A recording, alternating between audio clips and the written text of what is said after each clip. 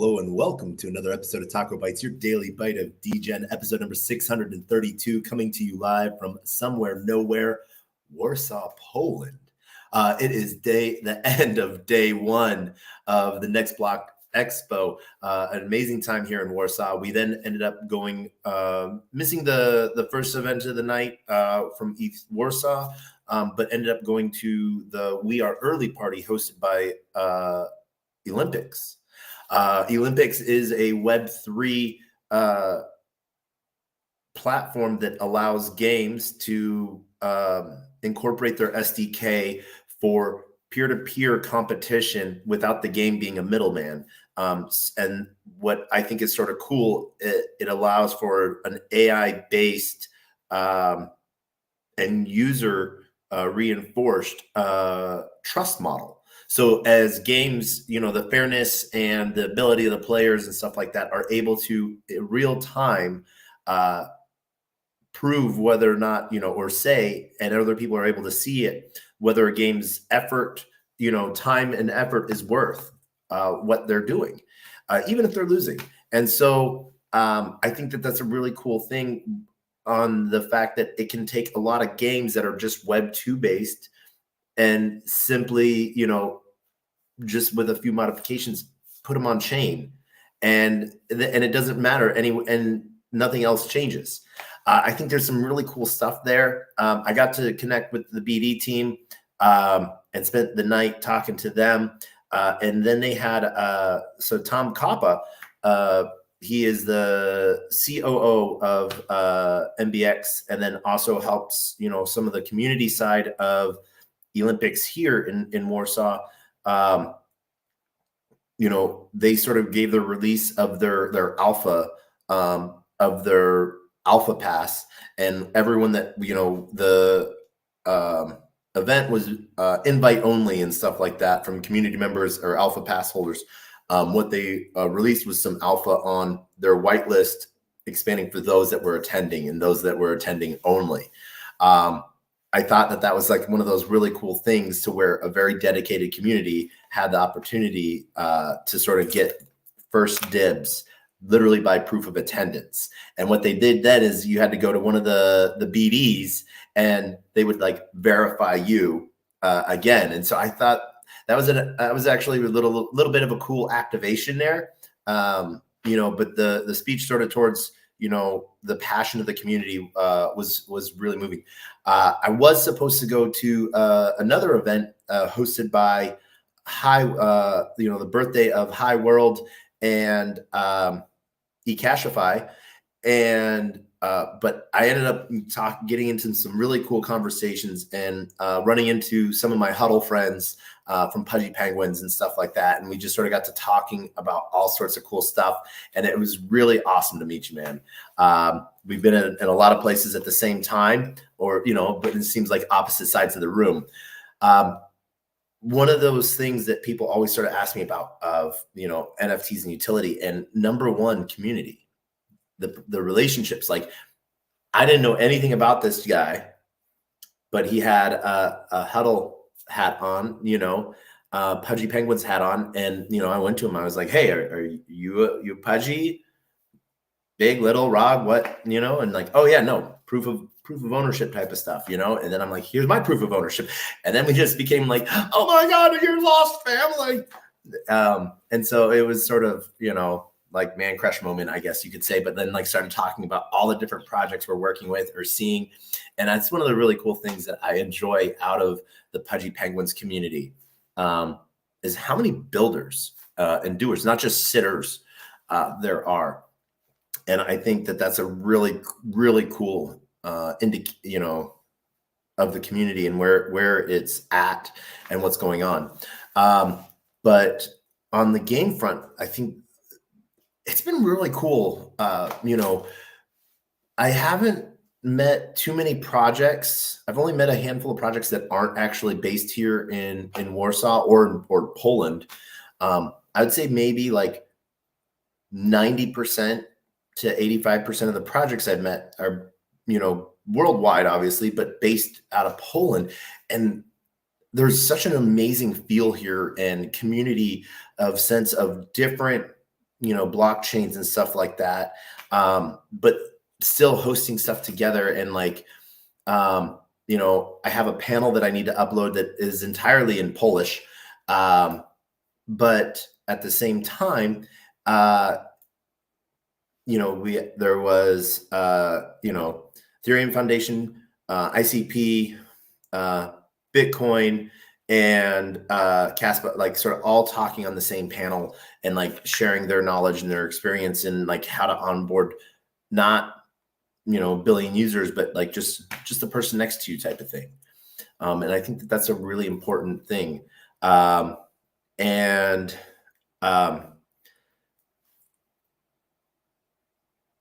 this is sort of like the really cool things, like this intimate setting of a conference.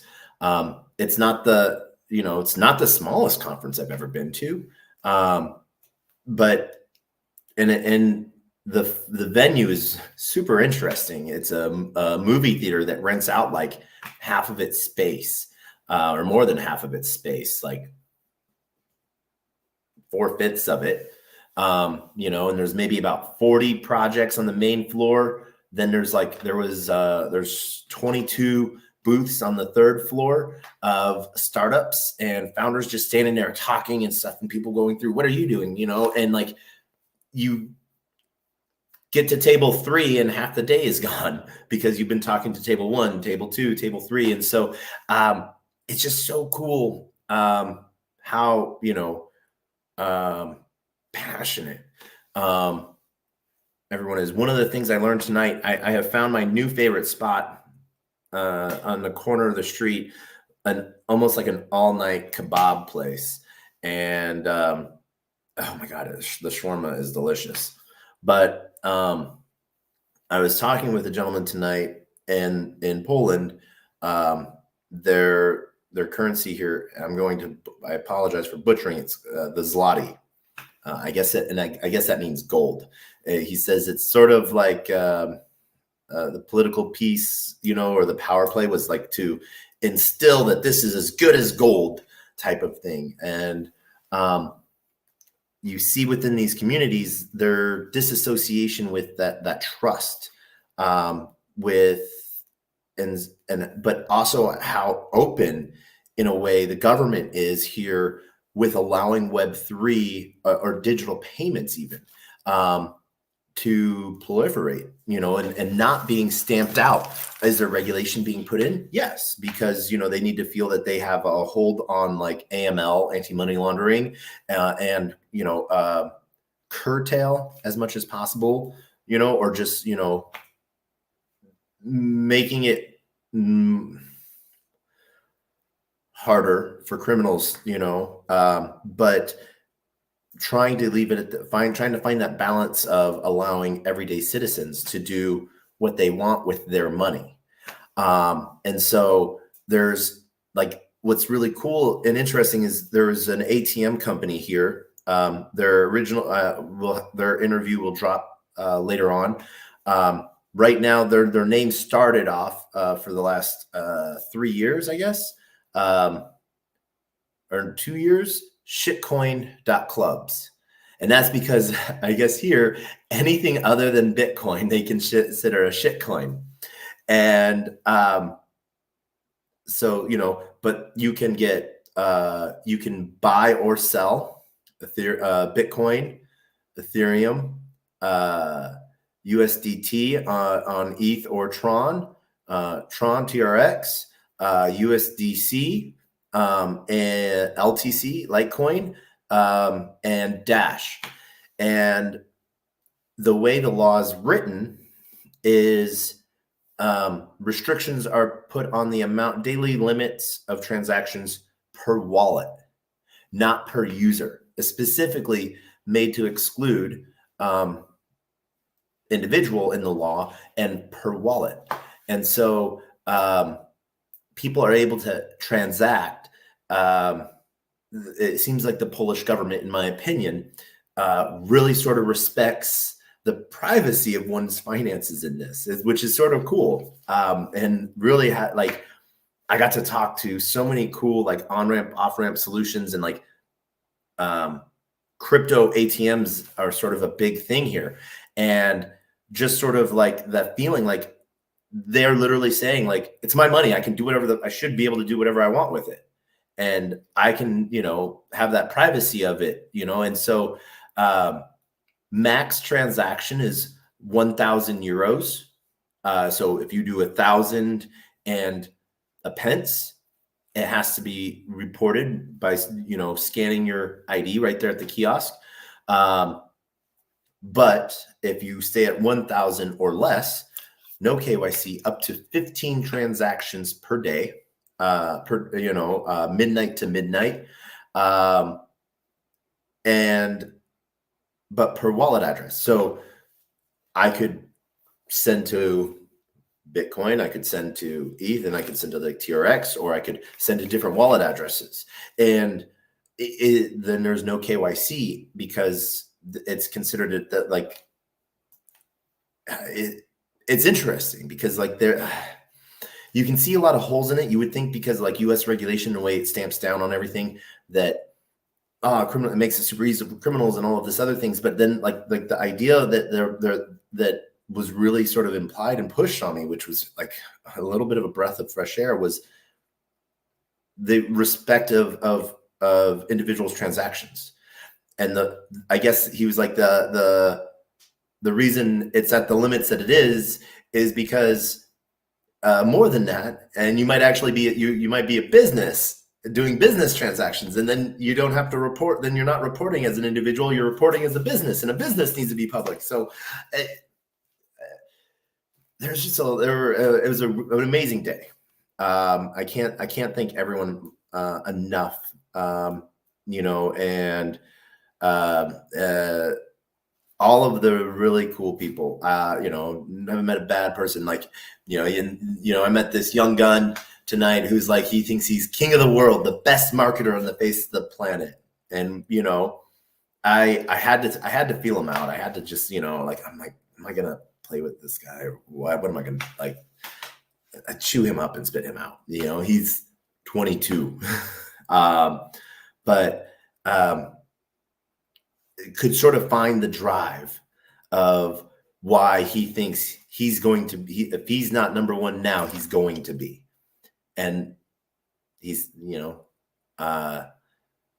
said sort of something along the lines of, no one can knock him down lower than he can knock himself down. So as long as he keeps a positive attitude on it, and as long as he keeps going, he can always rebound. I ended up really liking him on his determination side and stuff like that. Total Chad, but I found a good heart in there. And that made me really happy. But just talking to other people and just,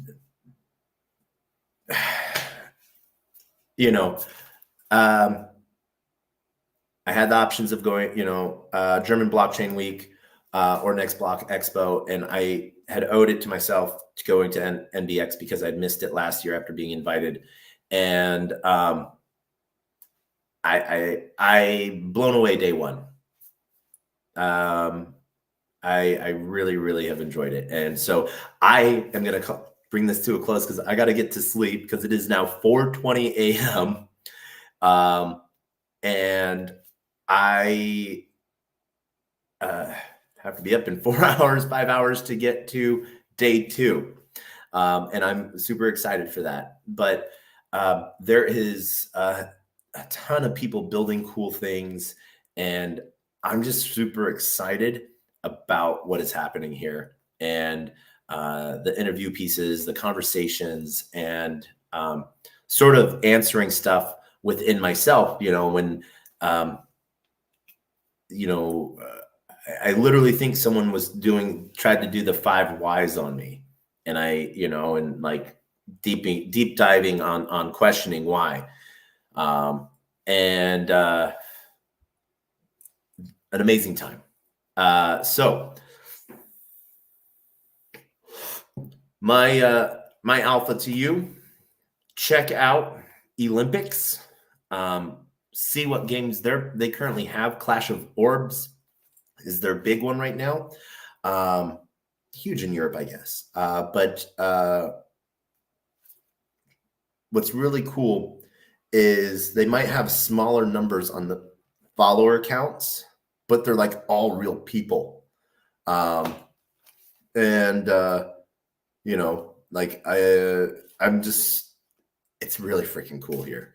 A huge shout out to the community leaders, the community builders that keep sort of everyone sort of glued together and like helping provide for different things. We have a hackathon, I think Friday and Saturday, and